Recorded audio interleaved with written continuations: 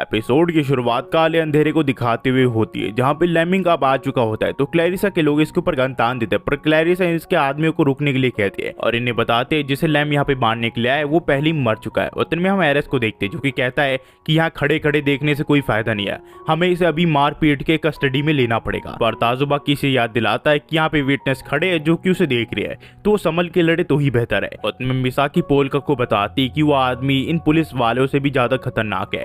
तो पोल्का कहता है कि हाँ मैं उसे देख सकता हूँ। उस आदमी ने न जाने कितने लोगों को मारा है, कितनी सारी आत्मा उसके पीछे लगी हुई है जिनके अंदर गुस्सा और डर दोनों भरा हुआ है। उतने हम देखते हैं एरेस को जो कि लेमिंग्स के पीछे आ जाता है और कहता है कि आज मैंने तुम्हें रंगे हाथों पकड़ लिया और तुम मुझसे बच नहीं सकते। और एरेस मौका देख के कांच की बोतल लेमिंग्स के अंदर घुसेड़ देता है और कहता है कि आज तुम मरने वाले हो लेमिंग्स। और जो कांच की बोतल है वो लेमिंग के शरीर को छूते ही टूट जाती है और इन दोनों के बीच में फिर लड़ाई होने लग जाती है।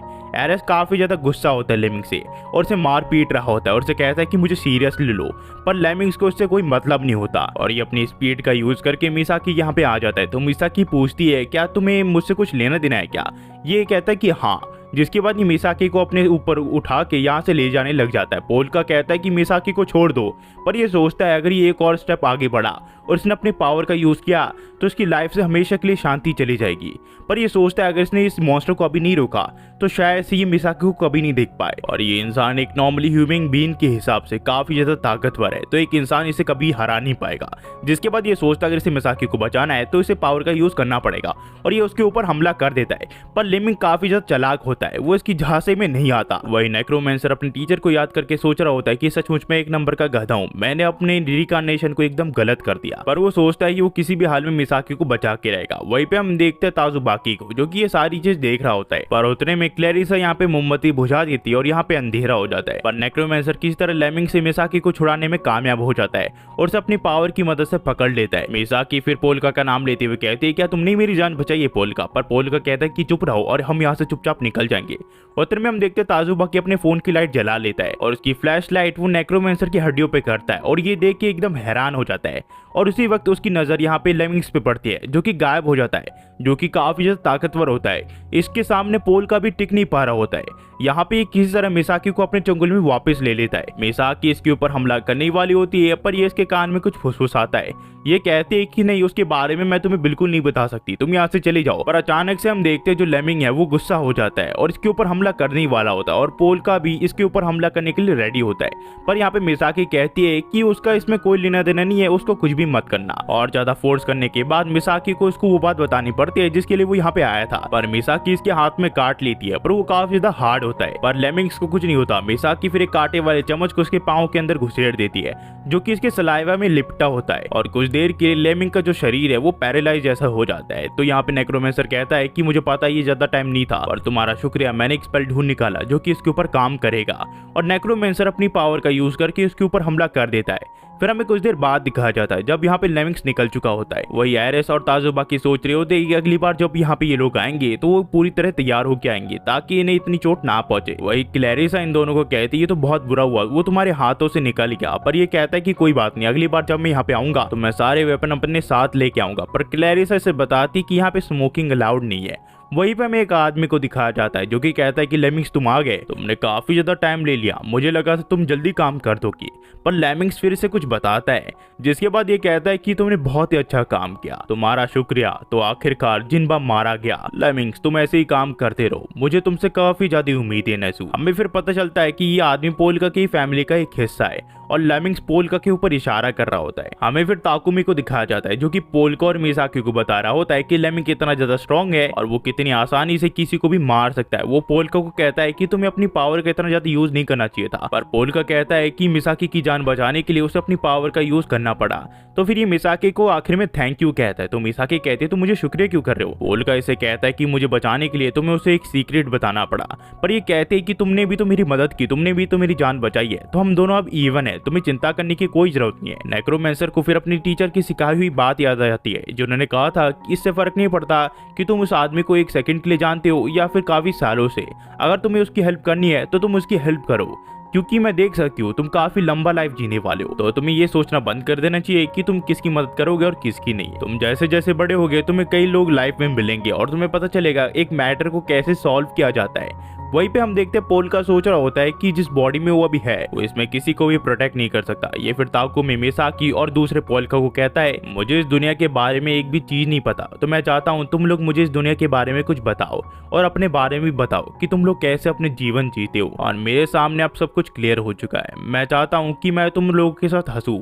मैं नहीं चाहता मेरी एक पीसफुल लाइफ के लिए मेरे दोस्तों को कुर्बान होना पड़े, चाहे वो तिनका भर क्यों ना हो। वहीं पे हम उस आदमी को देखते हैं जो अपने आप में बड़बड़ा रहा होता है। वो कहता है कि पोल का तुम जिंदा हो, तुम्हें मारने की इतनी तकलीफ मैंने उठाई पर तुम अब तक जिंदा हो, लगता है अब खेलने का टाइम खत्म हो चुका है। हमें फिर कुछ दिन बाद दिखाया जाता है जहाँ पोल का कहता है कि मैं बिजनेस स्टार्ट करना चाहता हूँ। तो ताकुमी से कहता है कि बिजनेस, ये आइडिया तुम्हें कहाँ से आया? तो यहाँ पे पोल का कहता है कि कल जो हादसा हुआ हमारे साथ वो काफी ज्यादा भयानक था, तो मैंने सोचा अगर मुझे इस दुनिया में पीसफुल लाइफ जीनी है तो मुझे माना की जरूरत पड़ेगी और उसके लिए मुझे पैसे चाहिए, तो मैं यहाँ पे बिजनेस स्टार्ट करने का फैसला कर रहा हूँ। तो मिसाकी कहती है क्या तुम स्केलेटन को बेचोगे? पर नेक्रोमेंसर कहता है वो बिल्कुल ऐसा करने नहीं वाला है। वो बताता है कि नेक्रोमेंसर कॉम्बैट में तो अच्छे होते हैं पर उसके अलावा भी वो कई सारी चीजें कर सकते हैं, जैसे कि किसी की आत्मा को दूसरे ऑब्जेक्ट में डाल देना, जैसे कि मैंने इस पेन के साथ किया है। पोल का इन दोनों को बताता है कि जब ये बेसमेंट में था इसे एक सेन की आत्मा देखने को मिली, तो इसने इस सेन की आत्मा को इस पेन के अंदर घुसा दिया है। ताकुमी अचानक से देखता है जो पेन है वो लिखना चालू कर देता है और वो आत्मा इन दोनों से मिलकर काफी ज्यादा खुश होती है। ये आत्मा फिर अपना नाम बताती है, इसका नाम होसोरोगी होता है और ये 5 साल पहले इसी बिल्डिंग में मारी जा चुकी है।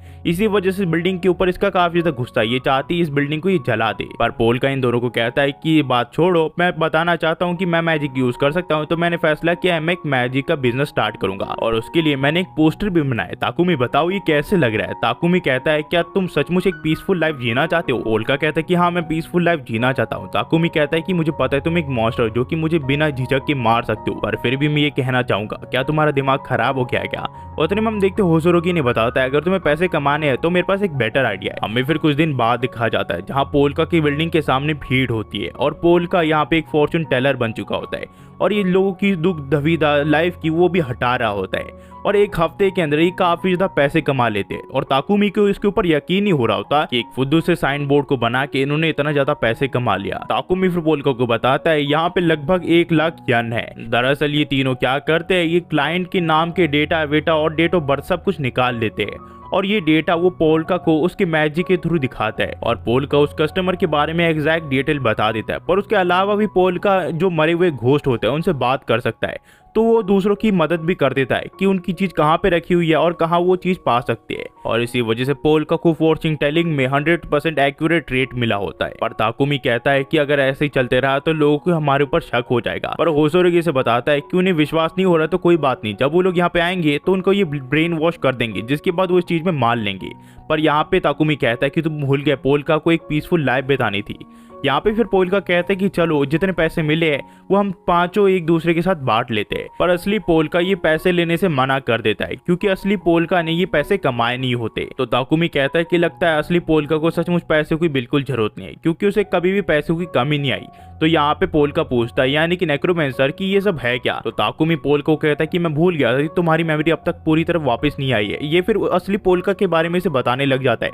पर उतने में कुछ काले सूट वाले यहाँ पे आ जाते हैं और उसके साथ 2 बच्चे भी और कहते हैं कि हमने पोल्का अंकल को फाइनली ढूंढ निकाला। दरअसल ये दोनों बच्चे असली पोल्का के नीस होते हैं और यही पोल्का नेक्रोमेंसर को बताना चाहता था। एक का नाम काजुकी होता है और दूसरे का नाम शिजुकी शिनोयामा होता है और ये दोनों ट्विन सिबलिंग्स है। नेक्रोमेंसर फिर सोचता है अगर इन दोनों को पता चल गया कि इसके अंदर पोल्का की आत्मा नहीं है तो बहुत गड़बड़ हो जाएगी। इसी वजह से वो अपने चेहरे को छुपा लेता है और इन दोनों को कहता है कि ये पोल्का वो नहीं है जिन्हें ये लोग जानते हैं। पर ये लोग कहते हैं कि तुम हमारे साथ मजाक कर रहे हो क्या? ये बुरे लोग तुमसे जबरदस्ती तो काम नहीं करवा रहे ना पोल्का अंकल? यहाँ पे पोल्का सोचता है कि अगर इसके बारे में इन्हें पता चल गया नेक्रोमेंसर की शांति भरी लाइफ का सपना सपना ही रह जाएगा। नेक्रोमेंसर फिर इनसे पूछता है कि तुम लोग यहाँ पे किस लिए आए हो? तो शिजुकी कहते हैं हम तुम्हारे यहाँ पे एक कस्टमर बन के आए हैं, तो तुम्हें चिंता करने की कोई जरूरत नहीं है। मैंने सुना है तुम अच्छी फॉर्चून टेलिंग करते हो। मिसाकी से बताते हैं कि आज के लिए हम बंद हो चुके हैं, कल सुबह तुम 10 बजे आ जाना। और ताकुमी भी फिर से कहता है कि आज के लिए हम बंद हो चुके लड़की, तुम कल आना। और शिजुकी से कहती है क्या मैंने तुम्हें परमिशन दी बात करने की और तुम होते कौन हो, मुझे यहाँ यहाँ से बाहर निकालने वाले,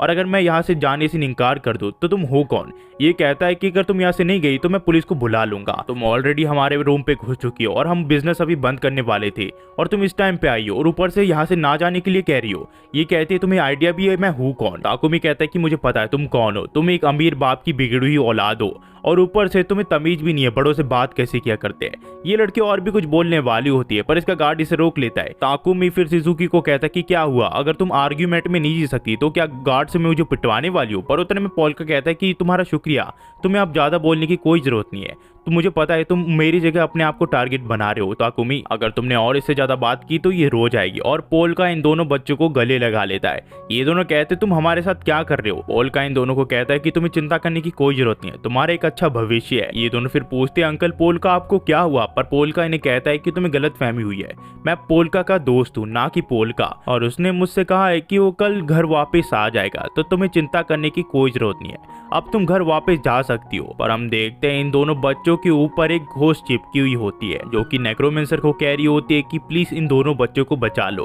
तो नेक्रोमेंसर कहता है कि चिंता करने की कोई जरूरत नहीं है, मैं इन दोनों बच्चों को हमेशा सेफ रखूंगा, तो तुम अब इन दोनों बच्चों को लेकर घर वापस जा सकती हो। पोल्का फिर उस आत्मा को देखते हुए कहता है मैं उसे बुरी आत्मा भी नहीं कह सकता क्योंकि वो अपने बच्चों को प्रोटेक्ट करना चाहती है। तो ताकुमी कहता है कि तुम्हारे अंदर बच्चों के लिए एक अलग सी फीलिंग है कि तुम बुरी आत्मा के ऊपर भी भरोसा कर लेते हो।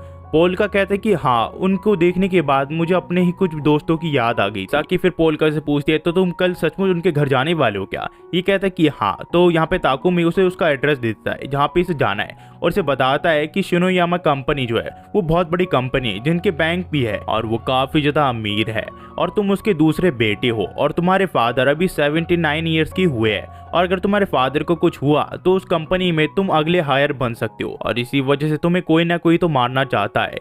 पर एक और चीज, तुम्हें जो मारना चाहता है उसके बारे में हमें कुछ भी नहीं पता और क्या पता वो तुम्हारी फैमिली में से कोई हो।